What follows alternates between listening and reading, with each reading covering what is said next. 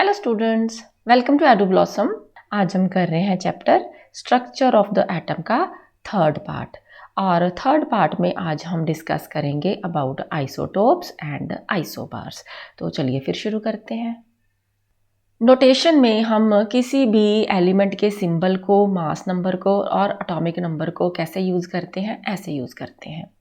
जैसे कि x जो है, मान लीजिए कि सिंबल ऑफ द एलिमेंट है, तो मास नंबर जिसको कि हम A से डिनोट करते हैं वो यहाँ ऊपर की साइड पर आएगा, और एटॉमिक नंबर जिसको कि हम Z से डिनोट करते हैं वो सिंबल के नीचे वाली साइड पे ऐसे आएगा, जैसे कि सुपरस्क्रिप्ट और सबस्क्रिप्ट होती हैं। तो ये नोटेशन जो है हम यूज़ करते हैं। यहाँ ऊपर क्या है, मास नंबर, और नीचे क्या होता है, एटॉमिक नंबर होता है। वैसे ये जो है हम पार्ट 2 का जो हमारा वीडियो था स्ट्रक्चर ऑफ एटम का, उसमें भी कर चुके हैं, लेकिन मैंने फिर भी आपको थोड़ा सा रिमाइंड करा दिया है। तो ये नोटेशन जो है हम आज के टॉपिक में यूज़ करने वाले हैं। तो हमारा पहला टॉपिक है आइसोटोप्स। तो आइसोटोप्स क्या होते हैं? किसी भी एलिमेंट के वो एटम्स जिनके पास सेम एटॉमिक नंबर हो बट डिफरेंट मास नंबर हो, यानी कि atoms of the same element having same atomic number but different mass number, तो उनको हम क्या कहते हैं? उनको हम कहते हैं आइसोटोप्स। हम थोड़ी एग्जांपल्स लेकर के बात करते हैं सो दैट ज़्यादा क्लैरिटी हो जाए। हम एग्जांपल लेते हैं हाइड्रोजन के। हाइड्रोजन हैज़ 3 एटॉमिक स्पीशीज जिनको हम कहते हैं protium, deuterium and tritium. Isotopes क्या होते हैं? Atoms of the same element having same atomic number. ठीक है, एटॉमिक नंबर सेम होगा। तो यहाँ पर आप नोटेशंस देखो, यहाँ नीचे की तरफ क्या होता है, एटॉमिक नंबर होता है ना। तो प्रोटियम के पास एटॉमिक नंबर 1 है, ड्यूटेरियम के पास भी एटॉमिक नंबर 1 है, ट्रिटियम के पास भी एटॉमिक नंबर 1 है, यानी कि इन तीनों एटॉमिक स्पीशीज के पास एटॉमिक नंबर है 1, यानी कि सेम एटॉमिक नंबर हो गया। लेकिन मास नंबर देखो ज़रा नोटेशन में, यहाँ प्रोटियम के पास मास नंबर क्या है, 1, ड्यूटेरियम के पास मास नंबर है 2, ट्रिटियम के पास मास नंबर है 3, यानी कि तीनों एटॉमिक स्पीशीज़ का मास नंबर जो है वो अलग है, डिफरेंट मास नंबर होता है आइसोटोप्स में। लेकिन क्योंकि एटॉमिक नंबर जो है वो सेम है, it means number of protons तो सेम होंगे।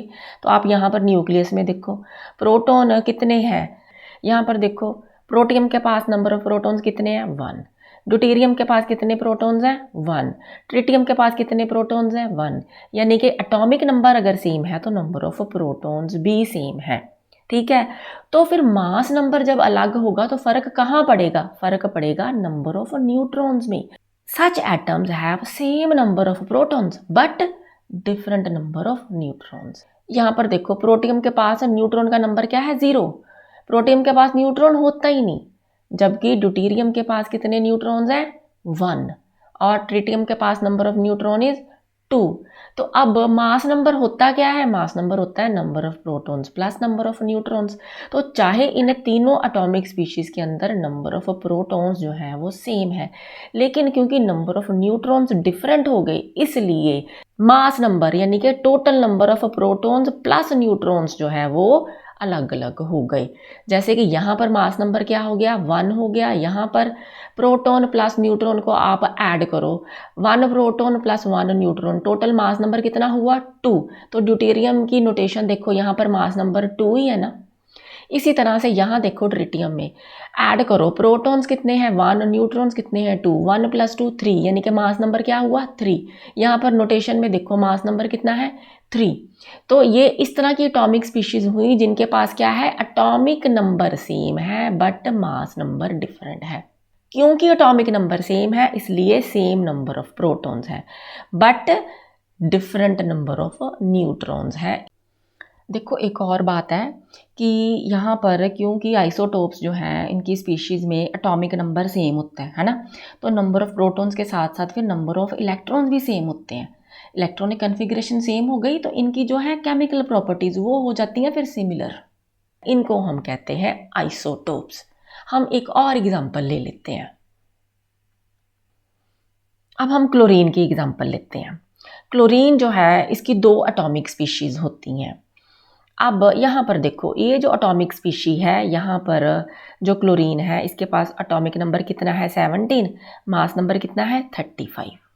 यहाँ पर देखो इस क्लोरीन के पास एटॉमिक नंबर कितना है 17, मास नंबर कितना है 37। सो दोनों के पास एटॉमिक नंबर सेम है 17 17। इट मीन्स दोनों के न्यूक्लियस के अंदर प्रोटॉन्स का नंबर भी सेम होगा। यहाँ पर देखो कितने प्रोटॉन्स है 17, इसके पास कितने प्रोटॉन्स है 17। तो atomic number same means number of protons same हो गए। अब डिफरेंट क्या है, मास नंबर डिफरेंट है। यहाँ पर देखो इस क्लोरीन का मास नंबर है 35, इस क्लोरीन का मास नंबर है 37। तो अब क्या होगा, same number of protons but different number of neutrons. अब यहाँ पर देखो न्यूट्रॉन्स कितने हैं 18, तो उससे क्या है देखो 17 प्रोटॉन्स 18 न्यूट्रॉन्स दोनों को ऐड करो, मास नंबर कितना हो गया 35। तो यहाँ पर 35 ही तो गिवन है। इसी तरह से यहाँ पर देखो इसके पास मास नंबर 37 है लेकिन एटॉमिक नंबर 17 है, तो नंबर ऑफ प्रोटॉन्स 17 है, तो फिर नंबर ऑफ न्यूट्रॉन्स कितने हो गए 20। ऐड करो 17 प्लस 20, मास नंबर कितना हो गया 37।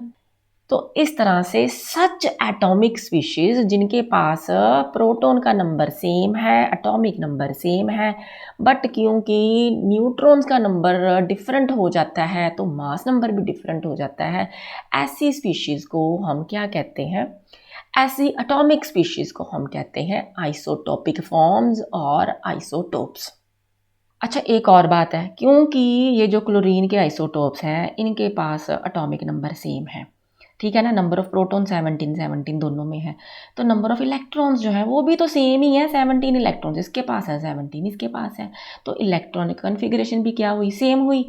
इट मीन्स इनकी जो केमिकल प्रॉपर्टीज़ हैं वो सिमिलर होती हैं। एक एग्जांपल और ले लेते हैं, हम आइसोटोप्स ऑफ कार्बन की भी बात कर लेते हैं। कार्बन की भी जो है हमें कई आइसोटोपिक फॉर्म्स मिलती हैं। यहाँ पर देखो हमने 3 फॉर्म्स जो हैं वो ली हैं, जैसे कि ये है कार्बन 12, ठीक है, ये है कार्बन 13, ये है कार्बन 14।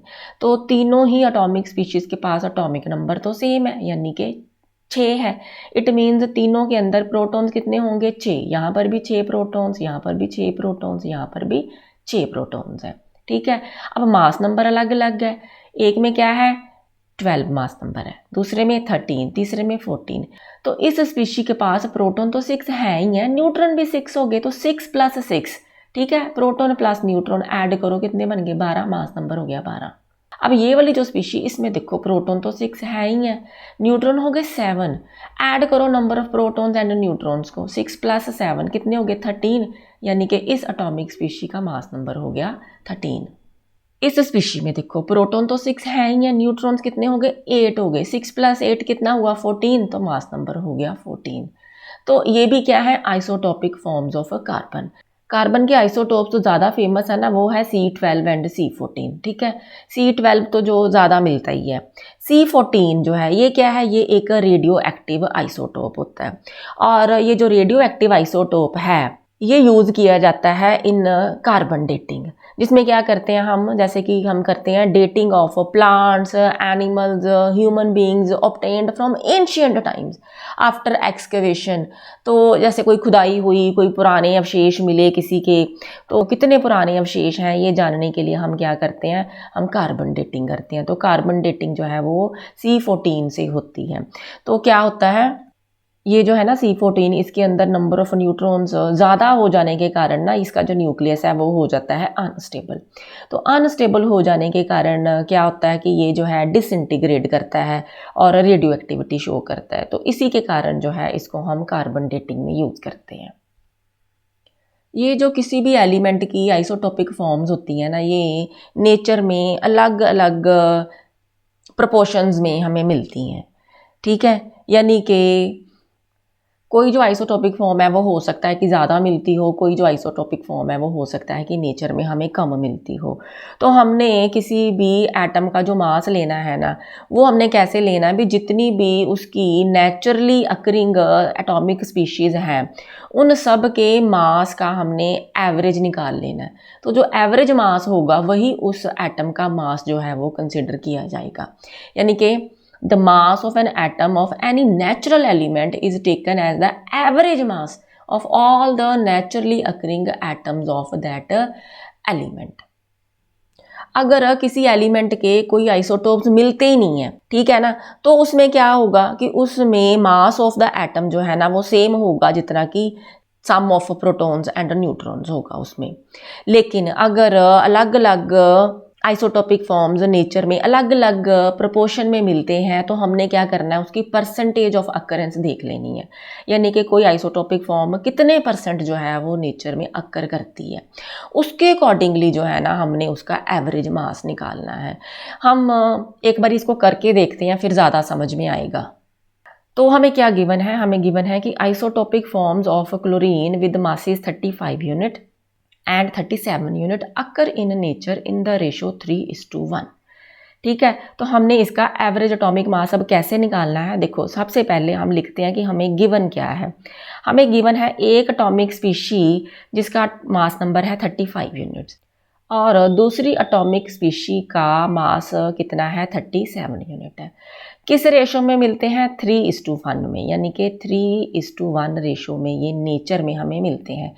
इट मीन्स ये जो फॉर्म है ये फिर नेचर में 75% मिलती हुई और ये जो है फिर 25% मिलती हुई, यही हुआ ना इसका मतलब। तो हमने परसेंटेज ऑफ अकरेंस जो है वो निकाल लेनी है।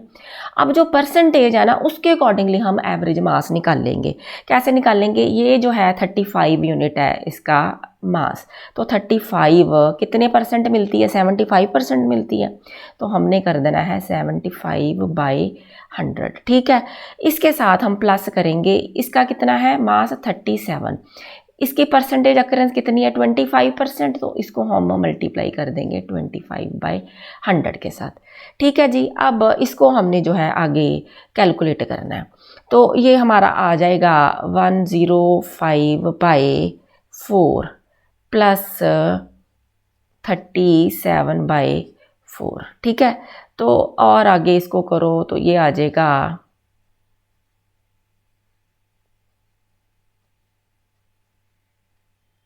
यानी कि ये हो गया 142/4 यानी कि 35.5 यूनिट। ये इसका जो है हम लेंगे average atomic mass of chlorine. ठीक है जी, तो इस तरह से हम किसी भी एलिमेंट की जितनी भी एटॉमिक स्पीशीज हैं उनका एवरेज एटॉमिक मास निकाल लेंगे, अगर हमें पता हो कि उनकी परसेंटेज अकरेंस जो है नेचर में वो कितनी है। अब हम एक और एग्जांपल ले लेते हैं, तो जितनी प्रैक्टिस करेंगे उतना ही बढ़िया है। तो क्या है example, given that natural sample of iron has isotope, कौन से आइसोटोप हैं, iron with mass number 54, iron with mass number 56 and iron with mass number 57। Atomic number तो सभी का सेम ही है, कितना है 26 है। तो ये किस रेशो में मिलते हैं, in the ratio of 5%, 90% and 5% respectively.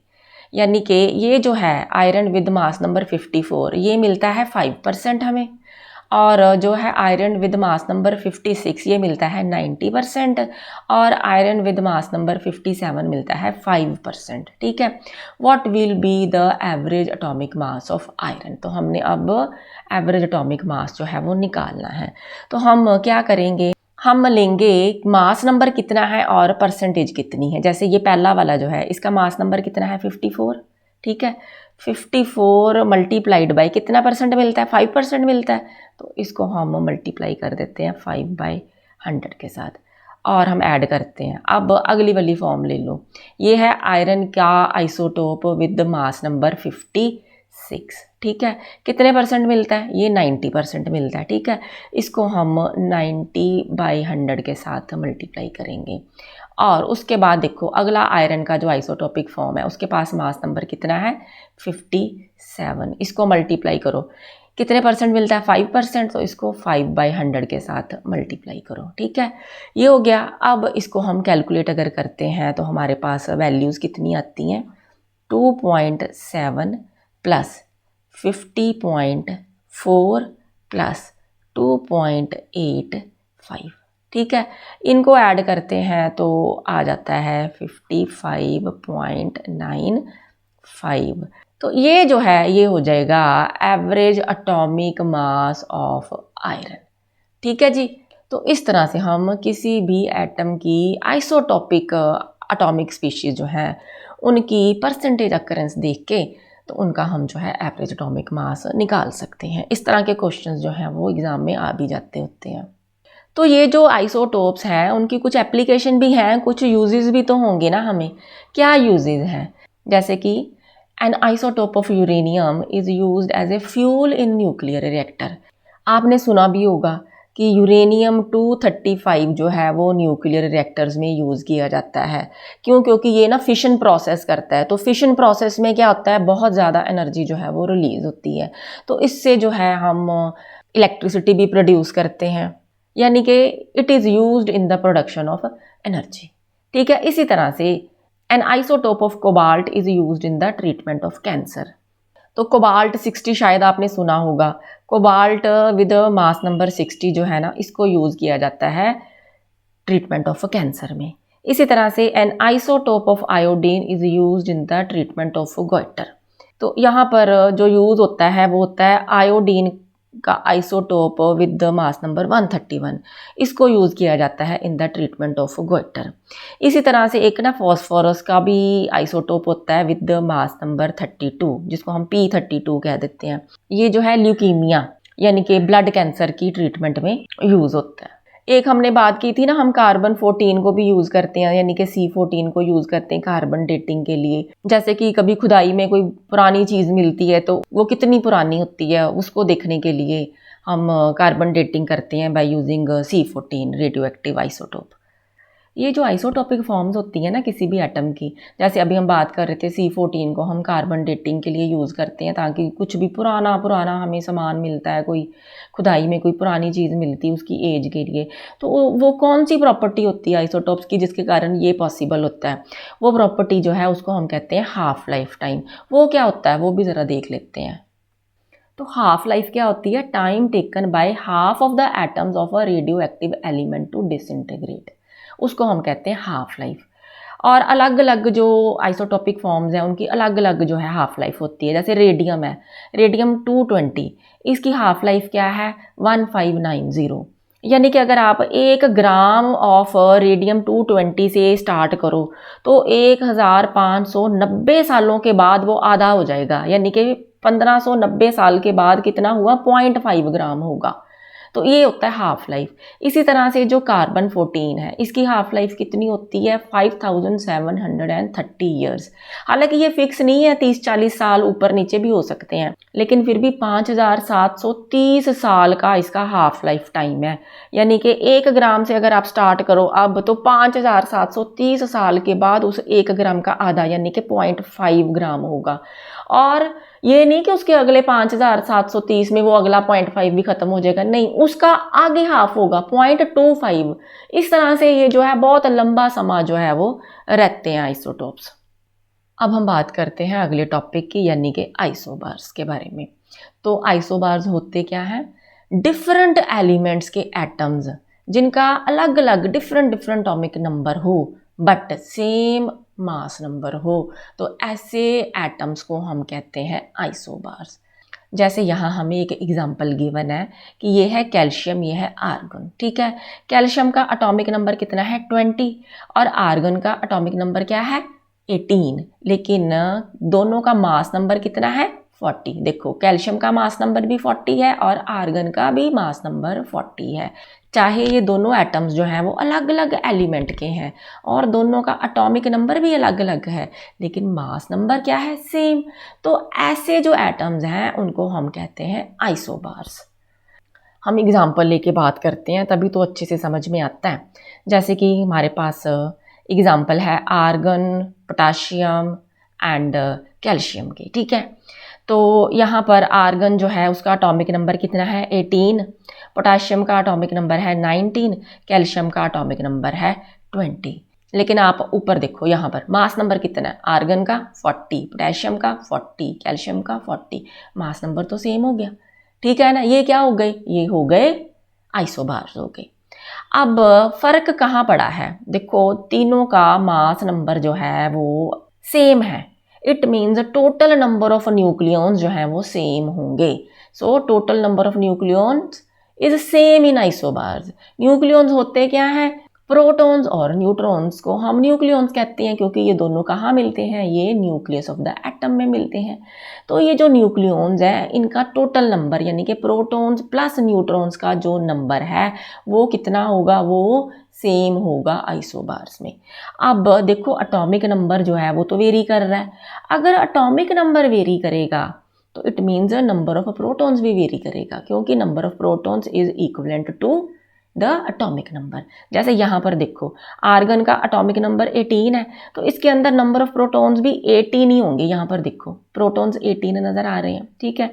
ये है पोटेशियम, पोटेशियम का एटॉमिक नंबर अगर 19 है तो नंबर ऑफ प्रोटॉन्स कितने होंगे, 19 होंगे। सिमिलरली कैल्शियम है, इसका एटॉमिक नंबर है 20 तो इसके पास प्रोटॉन्स कितने होंगे, 20 होंगे। तो नंबर ऑफ प्रोटॉन्स जो है according to the atomic number है अलग अलग है, लेकिन मास नंबर सेम है।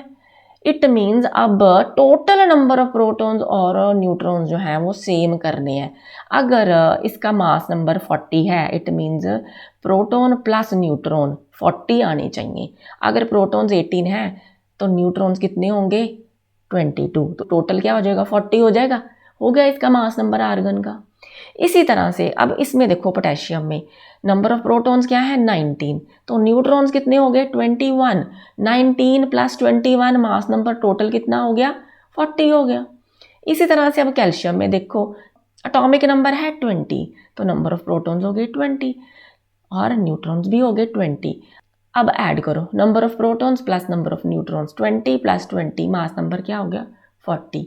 यानी कि total sum of protons and neutrons or the total number of nucleons is same in these atoms। तो इस तरह के एटम्स को हम क्या कहते हैं, आइसोबार्स कहते हैं। अच्छा, क्योंकि इनका जो एटॉमिक नंबर है वो अलग अलग होता है ना, तो नंबर ऑफ प्रोटॉन्स भी अलग अलग है, नंबर ऑफ इलेक्ट्रॉन्स भी जो है इनका according to the atomic number अलग अलग होगा।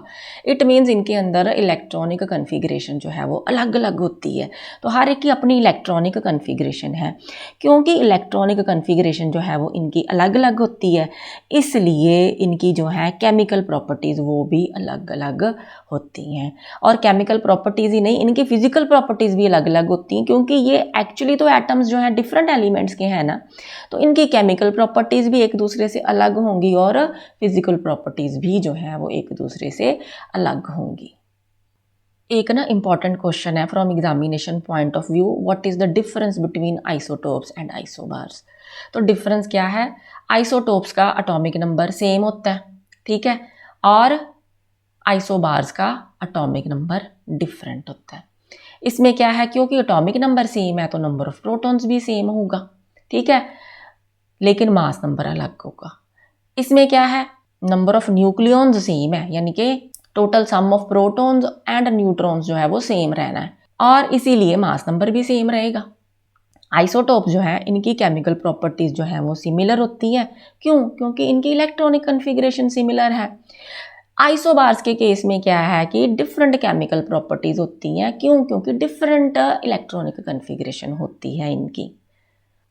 तो ये हो गया हमारा आज का topic isotopes and isobars. I hope आपको सारा समझ में आ गया होगा। इस चैप्टर की जो रिवीजन सीरीज़ वाली वीडियो है ना, उसमें आपको सारा चैप्टर जो है ना वो एक ही वीडियो में मिल जाएगा। तो एक बारी अच्छे से प्रिपेयर करके फिर रिवाइज़ कर लेना आप उस वीडियो से, ठीक है। तो अब दैट्स ऑल फॉर टुडे। अब मिलेंगे हम अगली वीडियो में एक नए टॉपिक के साथ। So that's all for today, thank you so much.